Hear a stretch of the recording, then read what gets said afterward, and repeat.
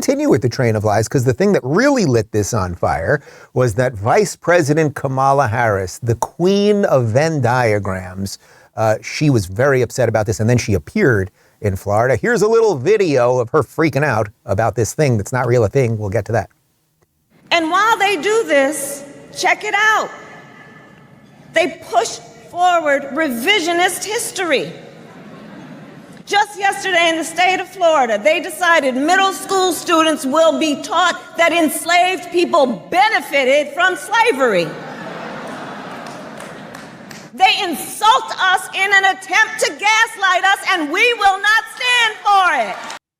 Okay, she's very outraged about what's going on here. So, look at this. I have a piece of paper in front of me, and you're not going to believe this. We've got the actual information about what's going on here. This is from the National Review. I'll read it to you carefully, and you'll get all of it.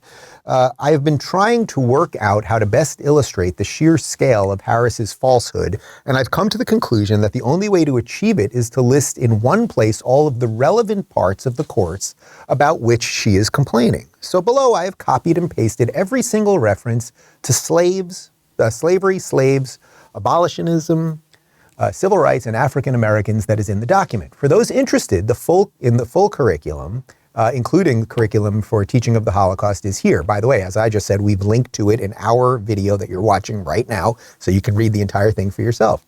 There is simply no way of perusing this course and concluding that it gaslights people or whitewashes slavery. Among many, many other things, it includes sections on the conditions for Africans during their passage to America, the living conditions of slaves in British North American colonies, the Caribbean, Central America, and South America, including infant mortality rates, the harsh conditions and their consequences on British American plantations, for example, undernourishment, climate conditions, infant and child mortality rates of the enslaved versus the free, the harsh conditions in the Caribbean plantations, poor nutrition, rigorous labor, disease, how the South tried to prevent slaves from escaping and their efforts to end the Underground Railroad, the overwhelming death rates caused by the practice, the many ways in which Africans resisted slavery, the ramifications of prejudice, racism, and stereotyping on individual freedoms, and the struggles faced by African American women in the 19th century as it relates to issues of suffrage, business, and access to education.